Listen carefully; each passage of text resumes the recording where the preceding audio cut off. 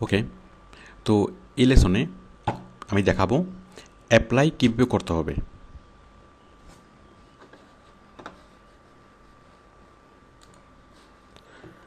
Apply করার আগে job ডেসক্রিপশনটা খুব ভালোভাবে পড়ে নিতে হবে।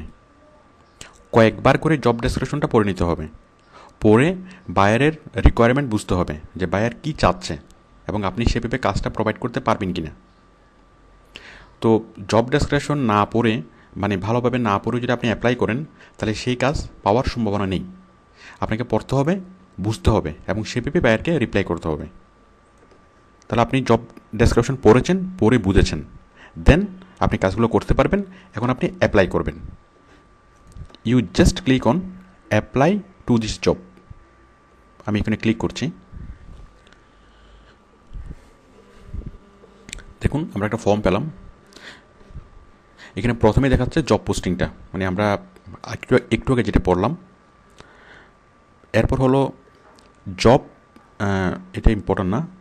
এরপর হলো propose terms, pay to you, আপনি কত ডলার স্যালারি চান,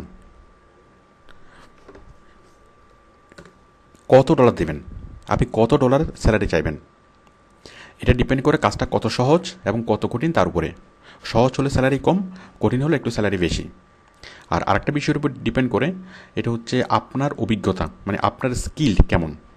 আপনি কয়টা টেস্টে পাস করেছেন, আপনি কয়টা ডেমো সেট করেছেন, আপনি আপনার প্রোফাইলটা কতটা আপগ্রেড। যদি খুব ভালো প্রোফাইল আপনি তৈরি করেন তাহলে আপনি একটু স্যালারি বেশি বেশি চাইতে পারেন। বাট আপনার প্রোফাইল যদি পুর হয় তাহলে আপনাকেও পুর স্যালারি চাইতে হবে। প্রোফাইল একটা বিষয়। যেমন আপনি যদি 10টা টেস্টে পাস করেন তাহলে আপনি অবভিয়াসলি স্যালারি বেশি বেশি চাইতে পারেন। বাট আপনি যদি খুব কম টেস্টে পাস করেন সেক্ষেত্রে স্যালারি কম চাইবেন। আর আরেকটা বিষয় হলো, নতুন অবস্থায় প্রথম 1 মাস আপনি ভালো স্যালারি পাবেন না। প্রথম 1 মাস আপনি ভালো স্যালারি চাইবেন না। তো প্রথম মাসের জন্য আপনার $2 অথবা $3, এর বেশি স্যালারি চাওয়ার দরকার নেই। আমি একটা বিষয় আপনাদেরকে দেখাচ্ছি যে অ্যাভারেজ স্যালারি কত, অ্যাভারেজ রেট কত এসইউ কাজের জন্য। এই যে টেস্ট,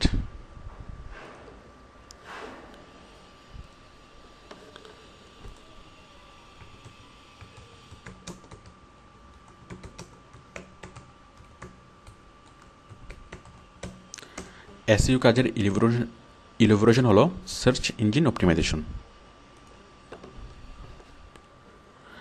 দেখুন এই যে আওয়ারলি রেট অ্যাভারেজ কত, $6.5। তার এসইউর কাজের আওয়ারলি রেট হলো অ্যাভারেজ আওয়ারলি রেট $6.5। মোটামুটি কাজ পারলে আপনি $5 থেকে $6 আপনি আশা করতে পারেন। বাট নতুন অবস্থায় আপনি সেই অ্যাভারেজ রেটের আশেপাশেও যাবেন না। আপনি অ্যাভারেজ রেটের অর্ধেক এবং অর্ধেকের চেয়েও কমে আপনি অ্যাপ্লাই করবেন। $2 বা $3, $2 অ্যাপ্লাই করাই ভালো। প্রথম 1 মাস আপনি $2 বেশি স্যালারি চাইবেন না। $2 বা $3, এরপরে 1 মাস পরে আপনি আর একটু বেশি স্যালারি চাইতে পারেন according to your skill and your profile, test, demo, এগুলোর ভিত্তিতে আপনি আর একটু বেশি স্যালারি চাইতে পারেন। তো যাই হোক, আমি প্রথমে দিচ্ছি $2।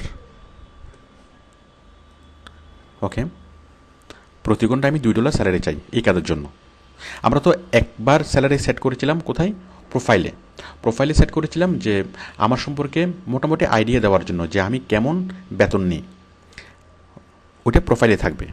বাট প্রত্যেকটা জবে যখন আমি অ্যাপ্লাই করব, প্রত্যেকটা জবে অ্যাপ্লাই করার সময় আলাদাভাবে ওই কাজের জন্য কত চাচ্ছি সেটা আলাদাভাবে দিতে হবে। ওকে, তো দুইটা এক হওয়ার দরকার নেই। আপনি প্রোফাইলে দিয়েছেন 2, এখানে যদি আপনি $1 দেন তাও কোনো সমস্যা নেই। আপনি নতুন অবস্থায় প্রথম মাসের জন্য $1 চাইতে পারেন, কোনো সমস্যা নেই। এরপরে ধীরে ধীরে আপনার স্যালারি বাড়বে, 1 মাস পরে আপনি বাড়াতে পারবেন। এরপর দেখুন কভার লেটার। আপনি কি লিখবেন?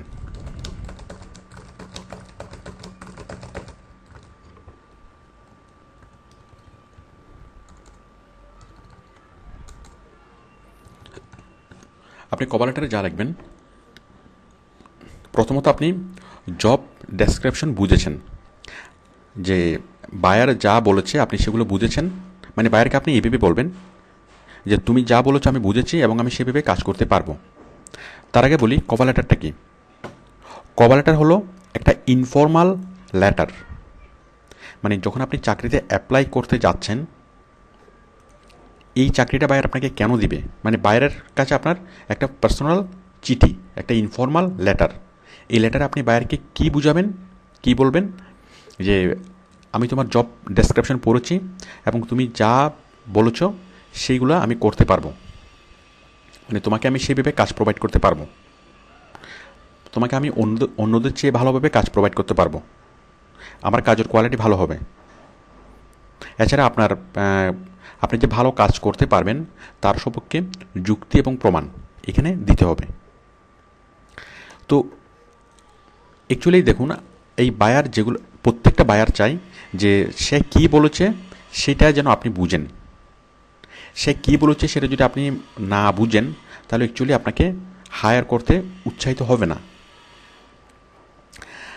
বায়ার কী বলেছে সেটা বুঝতে হবে এবং তার সাথে ডিসকাস করতে হবে যে তোমার কাজটা এভাবে করো, এভাবে করলে আমি এভাবে করে দিতে পারবো, অথবা এভাবে না করে এভাবে করো।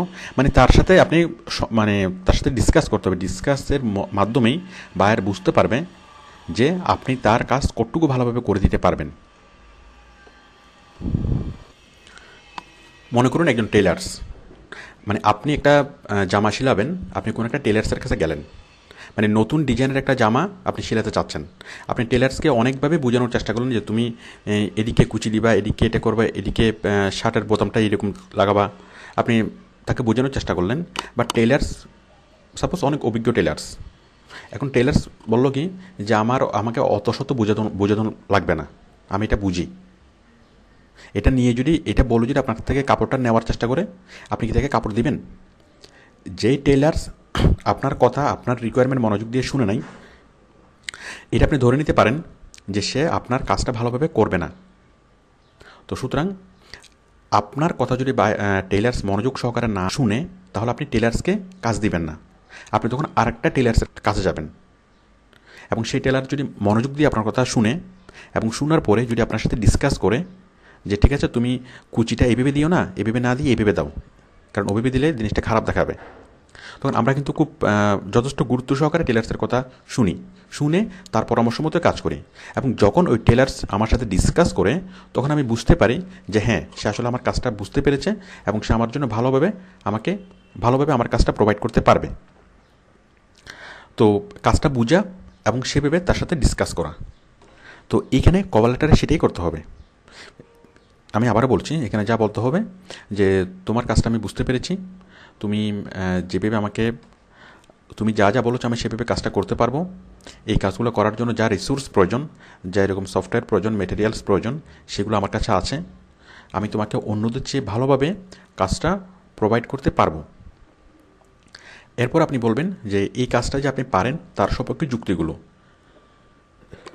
যেমন আপনি এই কাজটা কোনো একটা ইনস্টিটিউট থেকে শিখেছেন, আপনি প্রায় ইনস অ্যান্ড আউটস প্রায় 135টা টপিক আপনি প্র্যাকটিক্যালি শিখেছেন। শেখার পরে আপনি ওই প্রতিষ্ঠানে লাইভ প্রজেক্টে কাজ করেছেন, মানে সাব কন্ট্রাক্ট জব করেছেন, জব করে আপনার স্কিল ডেভেলপ করেছেন। দেন আপনার এই কাজের জন্য যত ধরনের টুলস মেটেরিয়ালস প্রয়োজন আপনি আপনার ইনস্টিটিউট থেকে পাবেন। এই কাজ করার জন্য যদি এক্সট্রা ম্যান পাওয়ার প্রয়োজন হয়, আপনি আপনার ইনস্টিটিউট থেকে পাবেন। এছাড়া এই কাজটা করতে গিয়ে যদি কোনো প্রবলেম হয়, তাহলে আপনার ইনস্টিটিউট আপনাকে সেই প্রবলেম সলভ করে দিবে। তাহলে এগুলো আপনি যুক্তিগুলো বুঝাবেন। তো আশা করি আপনি বুঝতে পেরেছেন যে যুক্তিগুলো কী হতে পারে। তো দেখুন, এই যে কভার লেটারে অনেক সময় আপনি একটা ফর্ম দেখবেন, আবার অনেক সময় নিচে আরও কয়েকটা ফর্ম দেখবেন। ওই নিচের কয়েকটা ফর্মে মানে লেখা থাকে যে আপনি কী কী যুক্তি চান, কী কী রিসোর্স আপনার আছে, আপনি কেন বুঝেন, মানে কেন নিজেকে মনে করছেন যে আপনি ভালোভাবে কাজটা করতে পারবেন। তো ওগুলো আপনি বুঝতে পারবেন। মানে এই অ্যাপ্লাই ফর্মে কখনো একটা ফর্ম থাকে, আবার কখনো কয়েকটা বক্স থাকে। তো ওই কয়েকটা বক্সে আপনি জাস্ট হালকা একটু ফিল আপ করে দিলেই হবে। এই প্রথম বক্সটাই আমার জন্য ইম্পর্ট্যান্ট, মানে কভার লেটার নামের এই বক্সটা। ওকে, মূলত আমাদের এই কভার লেটারটা খুবই ইম্পর্ট্যান্ট, কারণ বায়ারের সাথে আপনার ফার্স্ট ইন্টারাকশন হবে এই কভার লেটারে। এই কভার লেটারটা যদি ভালো না হয়, যদি ক্যাচি না হয়, তাহলে বায়ার আপনার প্রোফাইল পর্যন্ত যাবে না। যাদের কভার লেটার ভালো হয় তাদেরই বায়ার প্রোফাইল দেখে, এবং আপনি যদি ভালোভাবে কভার লেটার লেখেন তাহলে কনফার্ম কাজ পাওয়া যাবে। আর যদি কোনো রকমের কভার লেটার লেখেন, একই রকম করে অনেকগুলোতে কভার লেটার লেখেন, তাহলে অ্যাকচুয়ালি কোনো কাজ পাওয়া যাবে না। আপনি অনেককে বলতে শুনবেন যে অনেক অ্যাপ্লাই করছে কিন্তু কাজ পায় না। অ্যাকচুয়ালি তারা যেটা করে যে একই রকম করে কভার লেটার লেখে সেটা এমএস ওয়ার্ডে মানে কপি করে রাখে। কপি করে রাখার পর প্রত্যেকবারে যখন সে অ্যাপ্লাই করে তখন সে একই কভার লেটার কপি করে জাস্ট এখানে পেস্ট করে দেয়, পেস্ট করে করে সে অ্যাপ্লাই করে। তো এভাবে যদি সারা জীবন অ্যাপ্লাই করা হয় কোনো কাজ পাওয়া যাবে না। মানে অটো কভার লেটার লিখে কোনো কাজ পাওয়া যাবে না। আপনাকে কভার লেটার লিখতে হবে according to buyer's job description. Job ডেসক্রিপশনটা খুব ভালো করে মনোযোগ দিয়ে কমপক্ষে 3-4 বার পড়তে হবে। 3-4 বার পরে আপনি অ্যাপ্লাই করবেন। তাহলে 3-4 বার পরে বুঝে এবং সেভাবে যদি আপনি অ্যাপ্লাই করতে পারেন, আপনি কাজটা কনফার্ম পাবেন। আর যদি অটো কভার লেটার লিখে যদি অ্যাপ্লাই করা হয় তাহলে সারা জীবনেও কাজ পাওয়া যাবে না। অন্ধকারে যদি আপনি ঢিল চুড়েন তাহলে অন্তত 2-1টা ঢিল টার্গেটে লাগবে, বাট সেটা আউটসোর্সিংয়ের জবের ক্ষেত্রে প্রযোজ্য না। এখানে যদি আপনি অন্ধকারে ঢিল চুড়েন তাহলে একটাও টার্গেটে লাগবে না।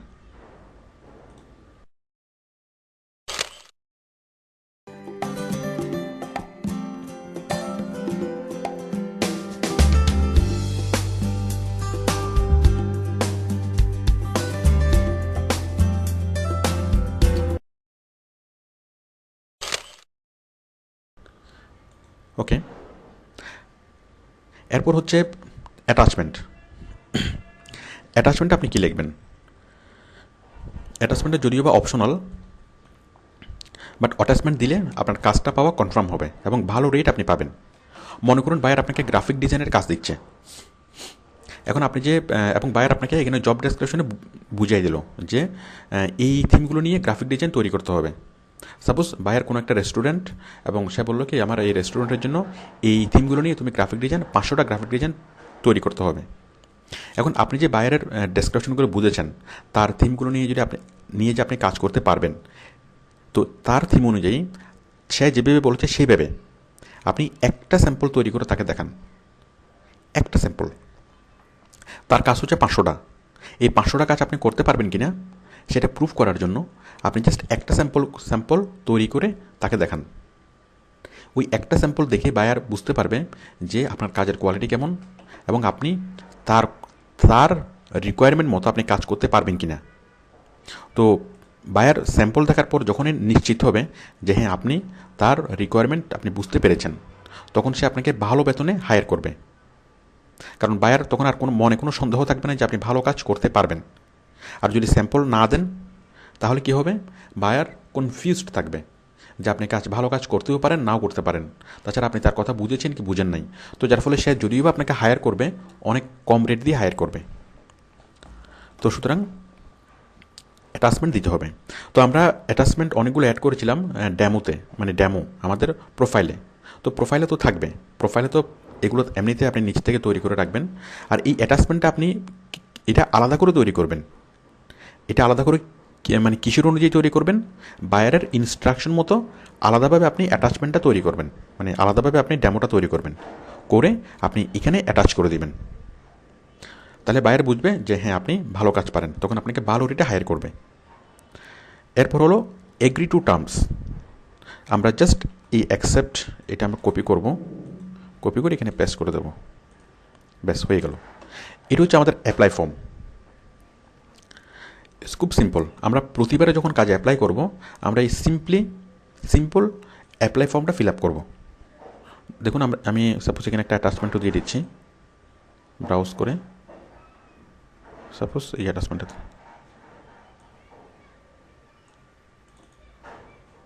দিয়ে দিলাম। তো আপনি প্রতিবার যখন অ্যাপ্লাই করবেন তখন এরকম একটা অ্যাপ্লাই ফর্ম ফিল আপ করতে হবে। আর এই অ্যাপ্লাইয়ের সফলতা ডিপেন্ড করবে আপনি চাকরিটা পাবেন কি না, সেটা ডিপেন্ড করবে আপনার কভার লেটার কতটা ভালো হচ্ছে আর আপনার অ্যাটাচমেন্টটা কতটা ভালো হচ্ছে। এবং এই দুটো যদি আপনি ভালোভাবে দিতে পারেন, আপনি কনফার্ম কাজ পাবেন। আর এই কভার লেটার এবং অ্যাটাচমেন্ট যদি ভালো না হয়, তাহলে কাজ পাওয়া যাবে না, আর কাজ পাওয়া গেলেও রেট পাওয়া যাবে খুবই কম। তো আমি এগুলো ফিল আপ করার পরে জাস্ট ক্লিক করবো এখানে accept and apply to the job. আমি এখানে ক্লিক করছি। সাবমিটিং, আমার অ্যাপ্লিকেশনটা সাবমিট হচ্ছে। কার কাছে সাবমিট হচ্ছে? বাইরের কাছে। দেখুন সাবমিট হয়ে যাবে একটু পরেই। জব অ্যাপ্লিকেশন সেন্ট ফর, হ্যাঁ মানে জব অ্যাপ্লিকেশন সেন্ট, আমার অ্যাপ্লিকেশনটা বাইরের কাছে সেন্ট হয়েছে। তো এরপরে বায়ার দেখবে, মানে আমরা এর পরের স্টেপে আলোচনা করব ইন্টারভিউ নিয়ে, বায়ারের সাথে কীভাবে ইন্টারভিউ করব, এভাবে অ্যাপ্লাই করব। অ্যাপ্লাই করার পরে বায়ার আমাদের মানে কভার লেটারগুলো দেখবে। আপনার কভার লেটার দেখে যদি বায়ারের পছন্দ হয়, মানে কভার লেটারে যদি আপনি বুঝতে পারেন যে আপনি তার কাজটা বুঝতে পারছেন এবং ভালোভাবে তার কাজটা করতে পারবেন, ওইটা কনফার্ম হওয়ার পরে মানে আপনার কভার লেটার যদি তার ভালো লাগে, দেন সে আপনার প্রোফাইল দেখবে। মানে সে প্রাথমিকভাবে আপনাকে সিলেক্ট করলো যে হ্যাঁ এই ছেলেটা কাজ করতে পারে, তখন সে কী করবে? আপনার প্রোফাইল দেখবে আরও ভালোভাবে আপনার সম্পর্কে জানার জন্য। আপনার প্রোফাইলে কী দেখবে? আপনি কয়টা টেস্টে পাস করেছেন, কয়টা কতটা ডেমো দিয়েছেন, তারপরে আপনার কয়টা ডেমোর নিচে ডেসক্রিপশন লিখেছেন, আপনি কোত্থেকে মানে আউটসোর্সিং শিখেছেন, এরপর আপনার টাইটেল, ডেসক্রিপশন, স্কিল, এগুলো দেখবে। এগুলো দেখার পরে সে মোটামুটি একটা সিদ্ধান্তে আসবে যে এই ছেলেকে হায়ার করা যায় কি যায় না। যদি আপনি সব কিছু ভালোভাবে দেন, তাহলে আপনাকে বায়ার যেটা মানে আপনাকে কাজ দেওয়ার, সাপোজ আপনাকে বায়ার কাজ দেওয়ার সিদ্ধান্ত নিল, এরপরে বায়ার আরও সিদ্ধান্ত নেবে যে আপনাকে কত ডলার স্যালারি দেওয়া যায়। তো বুঝতেই পারছেন। তো সাপোজ বায়ার মানে সিদ্ধান্ত নিল যে আপনাকে পার আওয়ার $2 রেট আপনাকে নিয়োগ দিবে। এখন এরপরে যখন বায়ার সিদ্ধান্ত নিলেই কিন্তু আপনি কাজ শুরু করছেন না। সিদ্ধান্ত নেওয়ার পরে বায়ার আপনার সাথে যোগাযোগ করবে। কেন যোগাযোগ করবে? কারণ হয়তো আপনি যখন অ্যাপ্লাই করেছিলেন তখন আপনার চাকরির প্রয়োজন ছিল, বাট আপনার এই মুহূর্তে চাকরির প্রয়োজন নেই। আর তাছাড়া বায়ার যে রেট চিন্তা করেছে সেই রেটে আপনি চাকরি করবেন কিনা, আপনি বায়ার যতটুকু সময় দিতে পারলে অতটুকু সময় দিতে পারবেন কিনা, বায়ারের আরও অনেকগুলো টার্মস অ্যান্ড কন্ডিশন থাকতে পারে। এই বিষয়গুলো নিয়ে আপনার সাথে ডিটেলস আলাপ করবে আপনাকে নিয়োগ দেওয়ার আগে। তো এই যে আলাপ করা, এটাকে আমরা বলি ইন্টারভিউ। তো আমি পরবর্তী লেসনে দেখাবো বায়ারের সাথে ইন্টারভিউ কীভাবে করব। ওকে, থ্যাংক ইউ।